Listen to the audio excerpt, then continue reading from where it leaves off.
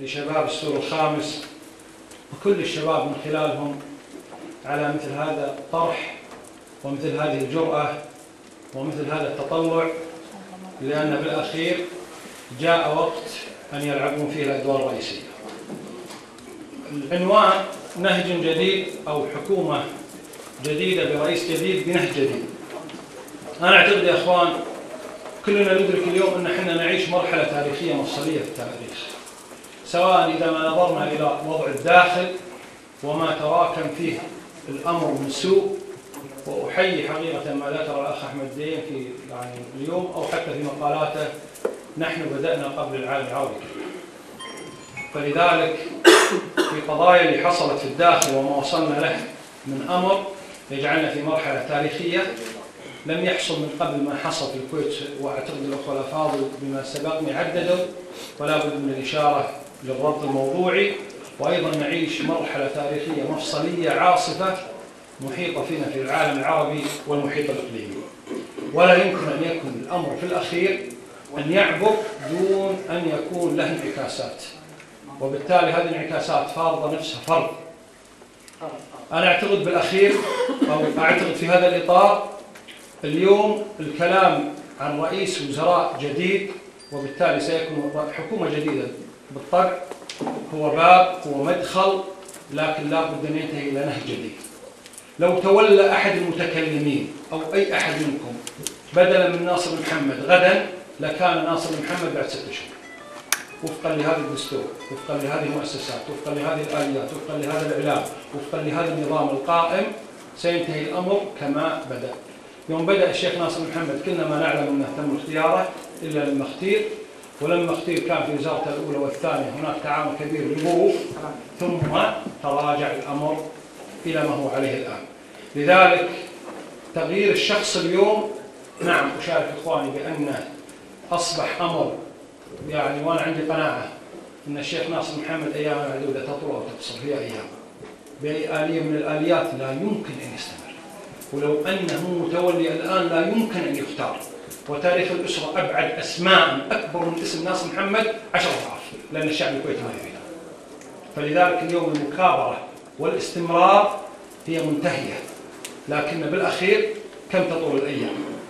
أنا أقول شخص جديد وحكومة جديدة هي عنوان مرحلة أو عنوان وقت لحظي سبق أن تكلمنا فيه، لكن بغير أن ينتهي إلى نهج جديد سنظل كما كنت أقول من 3 سنوات في انتخابات ليس السابقة بل اللي قبلها، سنظل ندور على نفس الدوار ونجتر نفس الألم، بغير أن يعود عنوان النهج الجديد هو الآتي سنأدخل بالتفصيل، بغير أن يعود إدارة شؤون الدولة وفقا للنصوص الدستورية لمؤسساتها الكبرى مجلس الأمة ومجلس الوزراء تشريعا وتنفيذا ورقابة مع محاسبتهم وشد المحاسبة. سنظل نستمر في دولة الفرد أيا يكن موقع هذا الفرد.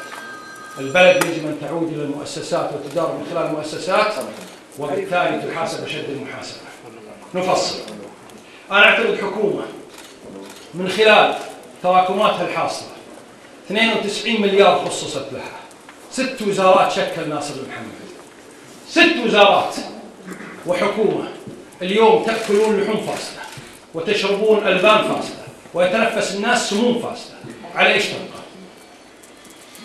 حكومة تضرب الناس ضربا وتلاحق حرياتهم وتقمعهم وتقتحم بيوتهم وتسحلهم في الشوارع وتسكر مجلس الأمة وتضرب نوابه، على إيش تبقى؟ حكومة تعطل دولة المؤسسات، ألغى وجود مجلس الوزراء أمس لأن يستقبل ولي العهد يلقى مجلس الوزراء ويرجع اجتماعه. أي دولة مؤسسات هذه؟ أي دولة مؤسسات أن يلغى مجلس الوزراء لأن والله الرئيس مشغول، وإذا في صداع أكيد ما راح ينعقد، وإذا مريض أكيد ما راح ينعقد، وإذا مسافر أكيد ما راح ينعقد. كيف دولة مؤسسات وكيف لها جدول أعمال وكيف إدارة شؤون الدولة وكيف تحقيق تطلعات الشعب؟ حكومة يلغي مجلس الوزراء ويعطل مجلس الأمة بالتواطؤ مع الإخرافي. ما فعل الإخرافي بعد ما ألقيت الجلسات والقدم والإطار بجلسة خاصة ب 8/2، ما الجلسة موجودة ب 8/2 ليش تلقيها أصلا؟ استخفاف بأمة وبشعب. لذلك ألقى دولة المؤسسات والأمثلة كثيرة في ذلك ومن ذاك، ثم الغاء وجود أيضا ديوان محاسبة. ديوان المحاسبة اليوم اللي مع الأسف تراجع وضعف، لا بد أن يرجع إلى دوره في مراقبة المال العام ومال الأمة سواء داخل الميزانية أو خارجها في المصروفات السرية والخاصة أو بعد ما وراءها ولا نحوه. لذلك حكومة يصل فيها الأمر أن يقدم فيها 8 استجوابات، 8 استجوابات الحالية، وتريد أن تستبق والمذكرة التفسيرية تأخذ قوة النص الدستوري، تتكلم عن قضية إذا ما حاضر الوزير المستجوب أو رئيس مجلس الوزراء بطرف عدم تعاون أو سحب ثقة بعدد كبير ليكن أمام نظر الشارع العام، بل يكن أمام نظر رئيس الدولة بمسمى رئيس الدولة ليعزل أو ليطلب منها الانصراف. لذلك حكومة اليوم بعد هذا الإجماع رئيس وزراء باقي، وأنا أشبهها بهذا في الاستجواب الأخير، نعم بأدواتنا الدستورية، قد أخالف بعض الأخوة كثيرا، لكن نعم بأدواتنا الدستورية ولو كنا قلة، لكن بالأخير ترى المؤسسات ودول المؤسسات ما تزول لأن ما فيها ضرورية، ويبقى كم من قلة تدفع ضر إذا ما تستطيع أن تجلب نفع. ولذلك بالأقلية بالصدق بالإخلاص بمساعدة أمثالكم قدمنا استجواب المجلس اللي فات حل عليه المجلس وحيدا، ثم قدمنا استجواب أيد 10 وصوت 13 في عدم التعاون، ثم مشى المسار سنة وصاروا 22 وعبد الله الرومي حجب الثقة مثل ما قال ما منحها 23. لذلك إن لم يزال بمبادرة، وكم من مرة قلت طالب سمو الأمير بعزله إن لم يستقيل، إن لم يزال بمبادرة من باب درء المفاسد ومن باب استجابة لإرادة الأمة وموافقتها والتوافق معها لأن هذا طريق الصلاح، سيزال بأول حدث يكون في المجتمع، إلا أن يراد بهذا التصادم أن يعلو، هذه مشكلة ثانية، لأن بالأخير لا نريد أن نعود كما عدنا من قبل أن يبقى الفرد في زمن المؤسسات. اليوم الظروف غير، اليوم الظروف غير، أن نعود مرة ثانية أن يبقى ناصر محمد تحل المجالس مجلسي الوزراء ومجلس الأمة، ما هذا هو قلب الألم والمعاناة اللي نعانيها في الكويت. الشيخ ناصر محمد في الاستجواب الأخير بقي بالغش، مو ناجح جوازا كما يقول البعض، في الاختبارات وفي المدارس يقول ناجح جوازا، أنا أقول بقي غاشا، لأن شبه النواب بعض النواب نواب الرئيس فرجل باقي بالغش وبشيكاته وبمصروفاته. كم هو مدين لهذه الأجناس وليس مدينة للشعب ولا للأمة ولا يشعرها، ولذلك لو كان يشعر مدينة للشعب والأمة لأنجز خطة التنمية والقوانين والإصلاحات. إنما المسار شوفوا اليوم لما يجتمع مجلس الوزراء شنو يطلع، مجلس الوزراء يوم متفرغ يجتمع شيء يطلعوا كانوا قاعدين وأسمائهم شوفوها بالاسم، بالاسم رئيس مجلس وزراء وحكومة جعلت من الدولة كلها مجال اختصاصي، ماني قايل المال العام والمناصب والصلاحيات والاختصاصات وما شابه، موقعا للترضيات والمساواة السياسية وشراء الذمم لمن؟ مع الأسف لنواب الرئيس، موقعا لبناء الأغلبيات البرلمانية المغشوشة ولا توظيفها لأجل مصالح الشعب والناس، بل توظيفها لأجل دمار الأمة مع الأسف. رئيس رعى إعلام فاسد، دائما أقول إذا ما استطعنا أن نثبت أنه مولى نستطيع أن نثبت أنه رعاه لأنه لم ينفذ عليه القوانين. إعلام فاسد ضرب الشعب بشرائح، فرق الأمة شيعا وقبائل، ضرب وحدتها الوطنية، مولوه من أموال أهل الكويت. إعلام فاسد مع الأسف أساء للبلد والشعب، مشروع هدم البلد وقيمها ومثلها وإساءة إلى سمعتها، إلى أن وصل إلى أسرة الحكم، إلى أن وصل إلى أسرة الحكم، وهذا ما كنا نقوله قبل سنتين سيصل إلى أسرة الحكم. إعلام فاسد تسلط فيه سكوب وحيدر ومن لا فيه نبل ولا فضل وجاهل على رقاب الناس وعلى أشرافهم وعلى بلد وعلى دستورها وعلى مؤسساتها وعلى قيمها وعلى مبادئها، إلى أن وصل اليوم في البحرين. في عاقل ما يشعر اليوم من اللي وصل للبحرين، وأقول مجازا أن لا زال شك سنوجه أسئلة، أنه سيسوي هذا بالكويت بعد 10 سنين. احنا نقول مجازا. خلي يسمعونا بعض المواطنين يقولون قبل.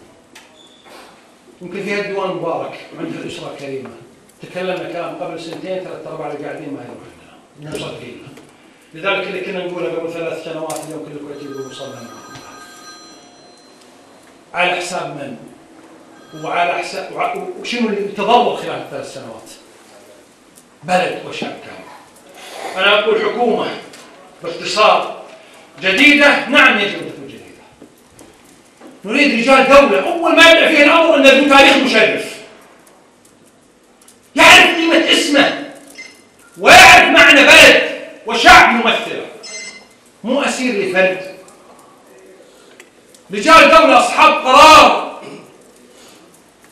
فيهم الكفاءة والأمانة والقوة، نعم، لكن قبل هذا فيهم القيادة والمبادرة كما تنص النصوص الدستورية والقدرة على المحاسبة. ولا يفهم بأن ترى رئيس الوزراء مطلوب أن يجي فيه متكامل بكل هالصفات من يبدأ إدارة شؤون الدولة والحكم، في مستشارين ووزراء حوله وإعلام صادق وعدد ما شئت. بهذا يستقيم الحال ويتطور الشخص وتتطور التجربة. لكن اليوم أمام رئيس الوزراء منهم مستشارين ووكلاء يزيدون عرضا ببلع الأموال وتنتفخ كروشهم ببلع مناقصات، إلا من رحم ربي يوم قليل. وهالقليل يتحمل مسؤولية أن نشمل بالعموم، لأن لو كان يحترم اسمه وتاريخه لاستقال سواء مستشارا أو وزيرا. وعندي قناعة لو استقال بعض الوزراء لخدموا الأمة أفضل مما قدمنا. احنا في مجلس الأمة على ما قدمنا أعتبرها إنجازات كبيرة جدا، سيعلم مداه اللي ما يعلم الحين يعلم مستقبلا. أخيرا نهج جديد، نعم لسنا وحيدين. وأنا أسجل حقيقة يا جماعة في أشياء في هذا الأمر نهج جديد اليوم ترى وصل بالحديث. حوار من القلب للقلب ترى ما مضى أعتبره نقطة في بحرنا الكلام في النهج الجديد. إذا نظل نستمر ندور على قضية تغيير ناصر محمد يوسف، أنا ما أعتقد في أحد تضرر كثري من هذا الرجل يمكن إلا إذا بتسوي طلعة بينه وبين الضرر. يعني ما حملت هالأمر من متى ولازمنا في ضوءه إلى الآن. مع ذلك لا والله بعيد عن، إذا هو عنده حس الانتقام الشخصي احنا بعيدين عن هذا. ترى أبسط من قضية اللي نتكلم فيه بالنهج مئات بل آلاف المرات. تخيلوا أنتم لو يوم 3 يعني طلعوا حلمه، بس نتمنى إنه وضع فيها ناصر محمد، لو استقال ناصر محمد خلاص حطوا يديكم على بعض. فيا شباب السور الخامس، يا شباب الجميع، هي بالأخير لابد أن يكون هناك تقدير للنهج، وإلا كل آتي هو سيكون ناصر محمد، وكل آتي سيكون أحمد الفهد، وكل آتي سيكون جابر المبارك، وكل آتي سيكون محمد البصيري، وكل آتي سيكون كل الوزراء، كل الوزراء من أولهم لآخرهم شركاء في هاللحوم اللي تاكلونها، والألبان اللي تشربونها، وهالسموم اللي تنفسونها، وبالضرب اللي يضربكم، وبتعطيل دورات المؤسسات من أولهم لآخرهم. لذلك أنا أفهم ترى كلمة حكومة جديدة أنا ما يرجع فيهم ولا واحد، هذا فهم الخاص، هذا فهم الخاص، إنه ما يرجع ولا واحد. ولا ترى لو ما نبي لو أنا أفهم اللي يحط حكومة جديدة وقبلها حط رئيس جديد، فالرئيس الجديد معناه استقالة حكومة تشكيلها من جديد. هو كافي إنك تقول رئيس جديد، لأن لما يستقيل الرئيس أو يقال يجب أن تستقال الحكومة كلها وتشكل من جديد. ومع ذلك أقول أهم من هذا وذاك هو النهج الجديد. أرضية صلبة للمضي عليها والقيادة الدولة ومن ثم المحاسبة عليها. لسنا وحيدين في المنطرح هذا، وأنا يعني أقول كنا دائما ورثة أجيال بعد أجيال في قضية أن دفاعا عن الدستور ورفض أي إصلاح للتقديم فيه خوفا من ذاك المتربص أن ينتفض وأن يهجم على الدستور وينتقص المكتسبات الوطنية والدستورية طوال 50 سنة. هذا المتربص اليوم ما يستطيع. ولذلك الدكتور أنا قالوا لي طلبت لي أنا قلت لأني ما أقدر أغير القوانين اللي تقول، ولو بمشي بهالسياق يملك الأغلبية اللي تعرفها نواب الرئيس، لكني أملك وأشعر أني أملك لو اتحد الجميع على قضية تغيير النهج الدستوري ستؤمر هذه الأغلبية غصبا عنها أن تصوت معها، وفي الأغلبية الدستورية تدري من حيث المبدأ نحتاج 44، وفي القانون نحتاج أغلبية المبدأ 33 في التصويت الخاص 44، وأنت في الآخر في الداخل في القانون قد نحتاج 17 ولا نقدر نحصلها لما يكون نصاب 33. فلذلك اليوم مرحلة ضبط في علو يا دكتور، مرحلة ضبط في علو، فتغير الدستور وتغير الأغلبية وتغير الإرادة اللي قاعد تمشي الخاطئة اليوم فتغير كل شيء وراها. احنا نقول اليوم لسنا وحيدين، نعم، ولا يشوش عليكم أحد. أنا أحترم بعض الإخوان اللي بدأوا يصرفون لكن أخالفهم بالأرض. من بدأ يتكلم عن قضية احنا لا نؤيد التعديلات الدستورية لأن مسألة أن هناك من يريد الاعتداء على الدستور. لا تجاوبوني بالله عليكم. في واحد بذهنكم اليوم تتخيلون أن يقدر يقدم تعديل دستوري إن إنشاء مجلس شورى ثاني؟ أو يقدر يقدم إنه والله مع عدم استجواب رئيس مجلس الوزراء؟ أو يقدر يقدم أي انتقاص من المكتسبات الوطنية؟ هذا مع الأسف يقول قائل قد يكون مخلصا يحتاج إلى النظر والفكر صح، وقد يقول قائلا يريد بقاء رئيس مجلس الوزراء لتشتيت الأمور ولأجل بقاء رئيس مجلس الوزراء. كلنا مدركين في صلب الدستور. أنا كنت أتمنى جزاه الله خير أبو فهد يمكن أراد الاختصار أن يفصل في لجنة وضع الدستور وفي لجنة في المجلس التأسيسي. الكويتيين اتفقوا وجابوا النظام البرلماني ثم قعدوا ينزلون منه مراعاة لظرف الكويت الاجتماعي، مراعاة للواقع الاجتماعي، لذلك هو منحه إلى الجانب البرلماني المعدل أشار لها بسم. فلذلك هذا اليوم آباء وأجداد كانوا يضعون سقف أعلى، بدأوا بأن مثلا الحكومة لا تمثل من الداخل ولا تختار من الخارج، تختار من الداخل، ثم صار من الخارج ومن الداخل، ثم اختلفوا حتى على العدد، وكان العلة ايش؟ إن حتى لا يسيطر مجلس الوزراء على مجلس الأمة. اليوم هم مسيطرين على مجلس الأمة من خلال 16 معين. فالعلة قامت. أنا أقول باختصار في هذه النقطة، أهل الكويت لما وضعوا الدستور كانوا يريدون سقفا أعلى، راعوا رغبة الشيخ عبد الله السالم والأسرة والظروف الاجتماعية فوصلوا إلى سقف أدنى، ولذلك هذا الدستور الحد الأدنى. دستور الحد الأدنى وأخذا بالاعتبار واقع بلد، والحمد لله كان مغنما ومكسبا وفضلا شلناه طول سنوات للآباء والأجداد. لكنهم لذلك قالوا بعد 5 سنوات ففي صلبة دعوة إلى تعديله إذا ما توافرت الظروف اللي تمكن من أخذ بالاعتبار تطور التجربة الديمقراطية والنظام البرلماني يطبق على نحو أفضل، وأخذ بالاعتبار تطور الزمني، وهذا منطق الأمور. أكو عاقل يقول اليوم يعني لا يهجمون علينا ويقللون من المكتسبات. طيب ب 2011 2110 بعد نقول لا يهجمون؟ يا أخوان ما عندنا تناقض. لما قلنا قبل شهور لمن قدم بأن لا، ما حرمنا من حقه في أن يباشر التقديم، اختلفنا معاه في المضامين وهذا الفرق.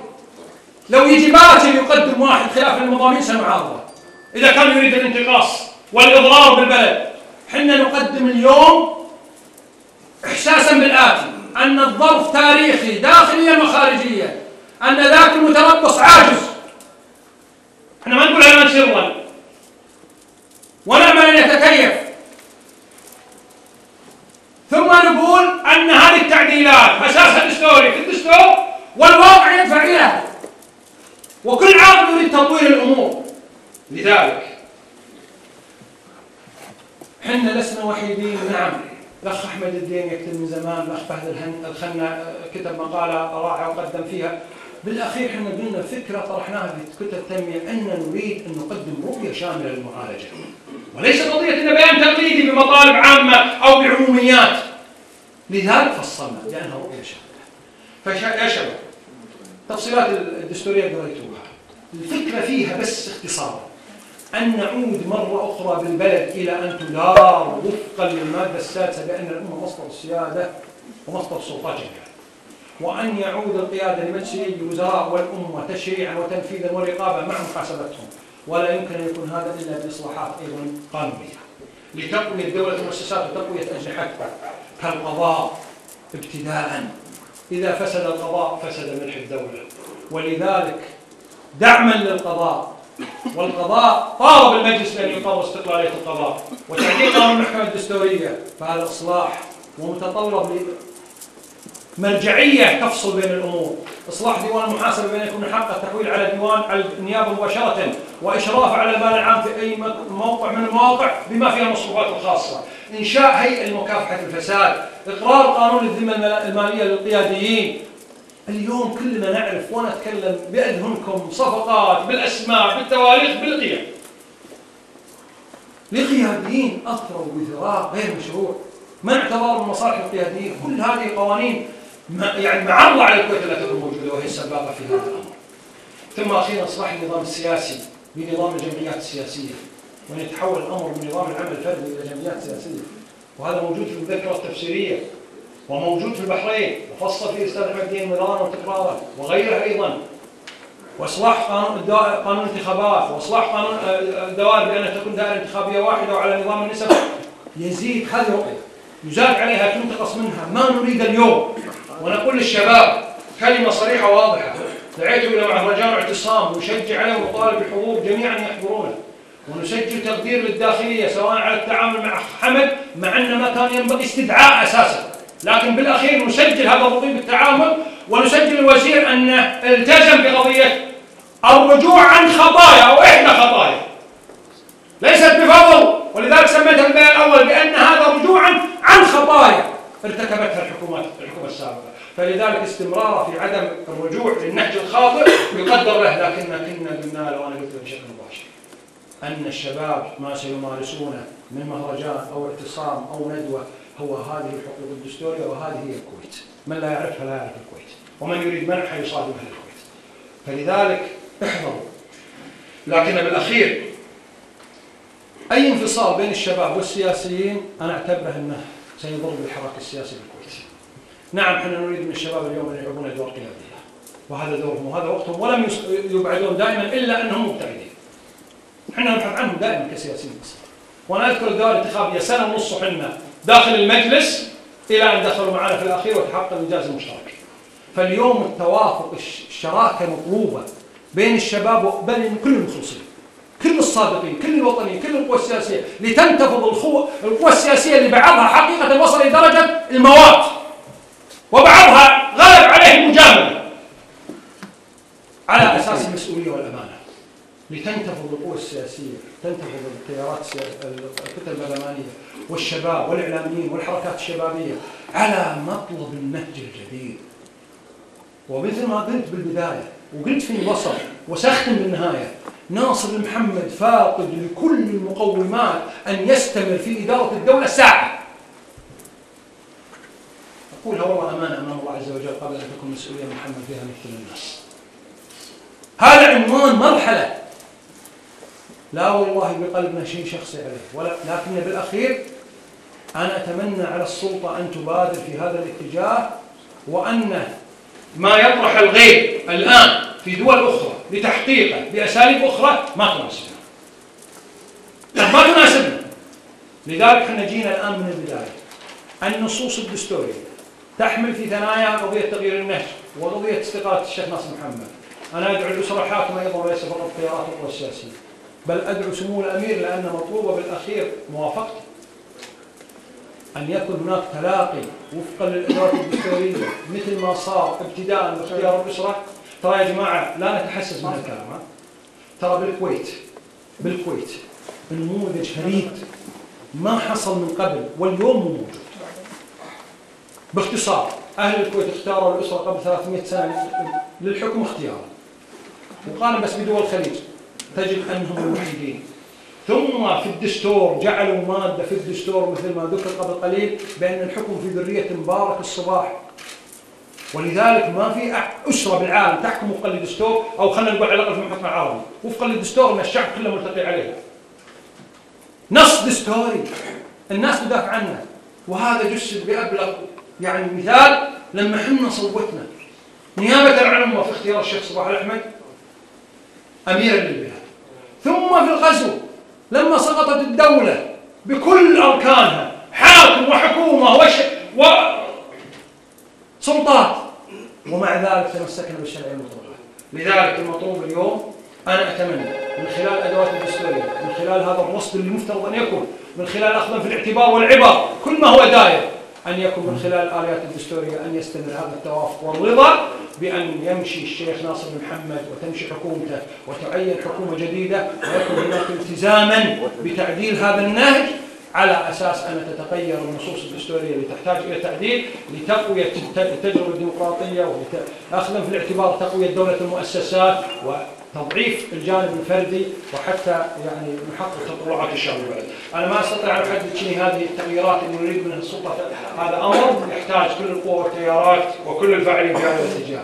مرة يعني أختم بما بدأت فيه، أشكر العم أبو حمد وأيضا الأخ حمد وشباب السور الخامس، وأسأل الله عز وجل أن يوفقنا جميعا لأمر رشد يعز به هذا البلد وشعبه ويذل فيه من يريد به سوءا. واعلموا أن الجميع حريصا على الشعب وحريصا على استقرار البلد وأمنها، ونأمل من الشعب الكويتي كله أن لا يخشى ولا يخاف، وأن الحكومة أن ترعى مثل هذه التجمعات وتحميها، وأن بالأخير سيحقق الله عز وجل أمر كان مفعولا. شكرا.